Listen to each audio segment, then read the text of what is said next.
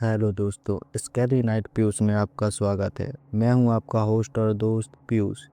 तो लो, मैं एक और मज़ेदार हिंदी हॉरर स्टोरी लेकर आया हूं। तो सभी लोग अपने अपने हेडफोन लगाइए और खो जाइए अंधेरी रातों की डरावनी कहानियों में। कुछ डरावनी कहानियां भूतों की नहीं होती, कुछ कहानियां जिंदा इंसानों से जुड़ी होती हैं, और शायद वो कहानियां सबसे ज़्यादा डरावनी होती हैं। आज की कहानी एक छोटे बच्चे की है जिसे उस रात समझ ही नहीं आया कि जो उसने देखा वो सपना था या हकीकत।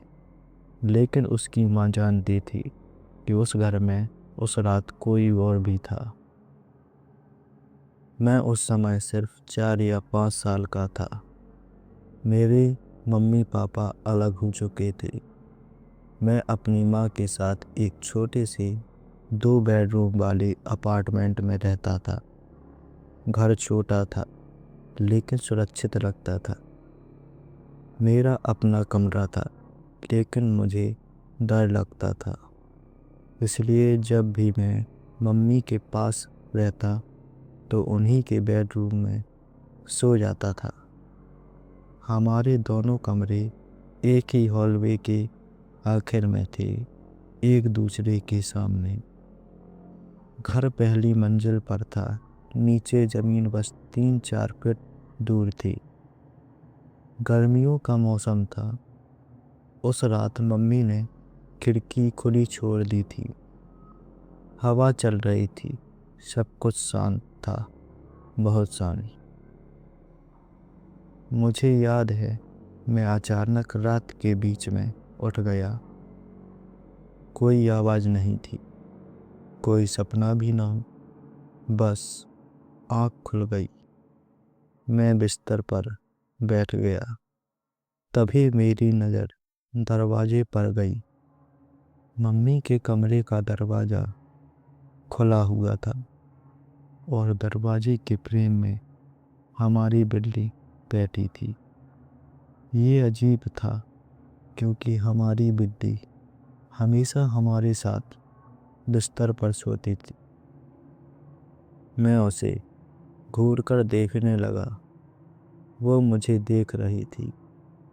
फिर वो उठी, धीरे धीरे मेरे कमरे की तरफ चलने लगी और एक हल्की सी आवाज़ में मियाऊं की। उस आवाज़ में कुछ अलग था।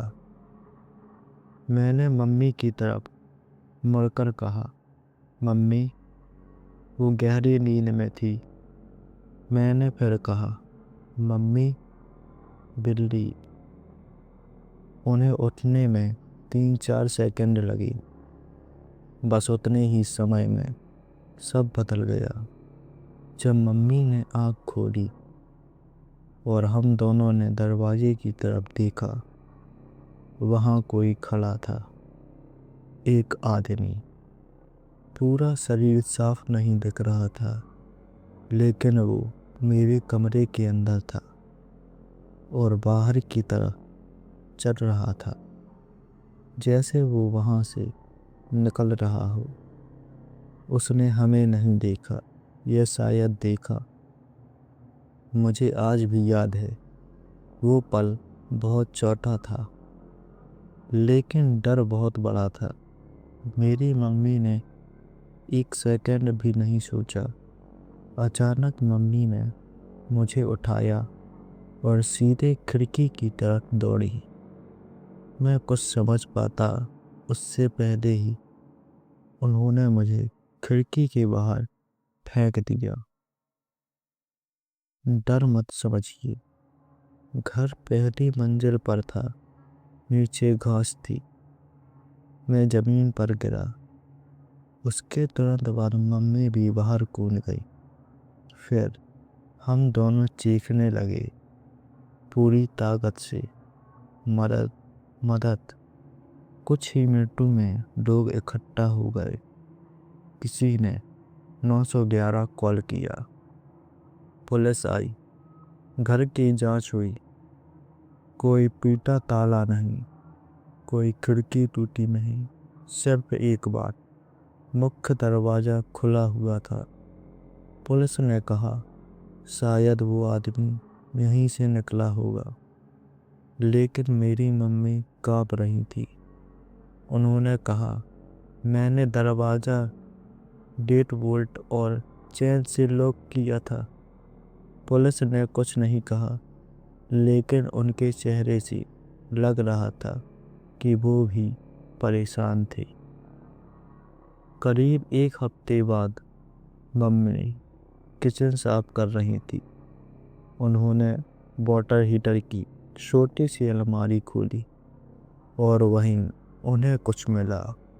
एक नोटबुक, उसमें नाम लिखे थे, अजीब अजीब ड्राइंग बनी थी, साथ में एक जोड़ी दस्ताने और कुछ च्युइंगम के रैपर। मम्मी समझ गई कोई आदमी हमारे घर में छिपकर रह रहा था। पुलिस फिर आई, लेकिन अब भी कोई सबूत नहीं। उन्होंने बस कहा हो सकता है वो आदमी हमारे सोने का इंतजार करता हो। सबसे डरावनी बात ये नहीं थी कि वो आदमी कौन था। सबसे डरावनी बात ये थी वो आदमी उस रात से पहले भी हमारे घर में हो सकता था। वो हमें देखता रहा होगा, सोते हुए, हंसते हुए, आज भी। जब मैं रात में अचानक उठ जाता हूँ तो दरवाजे की तरफ जरूर देखता हूँ, और हर बार दिल यही कहता है कभी कभी भूत नहीं, इंसान ही सबसे डरावने होते हैं। अगर आपको ये कहानी डरावनी लगी हो तो इसलिए नहीं कि इसमें कोई आत्मा थी, बल्कि इसलिए क्योंकि ये सच्ची थी। अगर आपके साथ भी कुछ ऐसा हुआ है तो कमेंट में ज़रूर बताइए। मैं फिर मिलूँगा एक और सच्ची डरावनी कहानी के साथ, लेकिन तब तक रात में दरवाज़ा ज़रूर लॉक करना। Thank you.